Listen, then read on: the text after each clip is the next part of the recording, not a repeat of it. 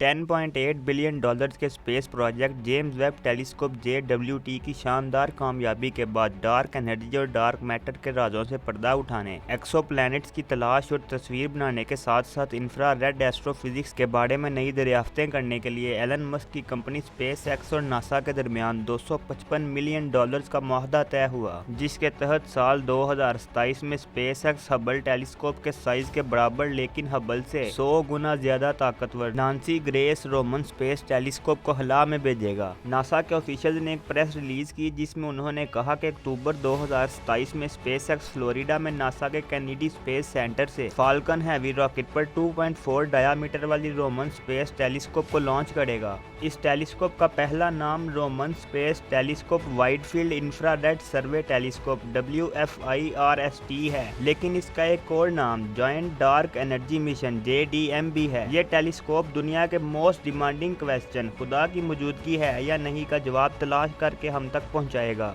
इसके अलावा कुछ साइंसदान तो इस टेलीस्कोप की वजह से काफ़ी परेशान भी हैं, क्योंकि ये टेलीस्कोप अपनी डिस्कवरी से आइंस्टाइन की थ्योरी ऑफ रिलेटिविटी को गलत भी साबित कर सकती है। इस टेलीस्कोप में बुनियादी तौर पर 2 साइंटिफिक इंस्ट्रूमेंट्स लगे हुए हैं, पहला वाइड फील्ड इंस्ट्रूमेंट और दूसरा कोरोनाग्राफ।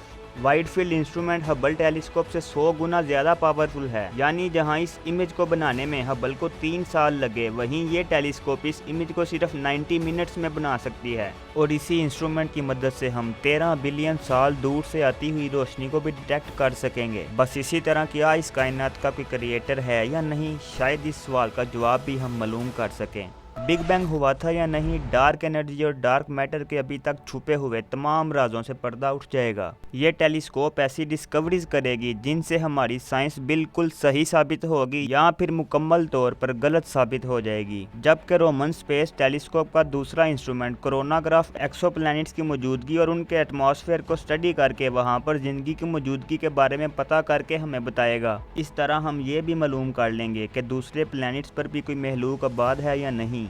सबसे पहले तो इस टेलीस्कोप का नाम Wide Field Infrared Space Telescope रखा गया, लेकिन 2018 में first female scientist of NASA Nancy Grace Roman की डेथ के बाद साल 2022 में इस टेलीस्कोप का नाम बदलकर नांसी ग्रेस रोमन स्पेस टेलीस्कोप रख दिया गया। नांसी ग्रेस नासा की पहली खतून साइंसदान थी। इन्हीं की हजारों कोशिशों के बाद आज से 60 साल पहले दुनिया की पहली टेलीस्कोप को स्पेस में भेजा गया था। मुख्तसरन अगर नांसी ग्रेस रोमन को रिक्रूट ना किया गया होता तो शायद आज भी हम टेलीस्कोप को स्पेस में भेजने के बारे में सिर्फ सोच ही रहे होते। अगर आप नांसी ग्रेस की बायोग्राफी जानना चाहते हैं तो अभी हमारे चैनल को सब्सक्राइब करके हमारी फैमिली का हिस्सा बन जाएं। शुक्रिया।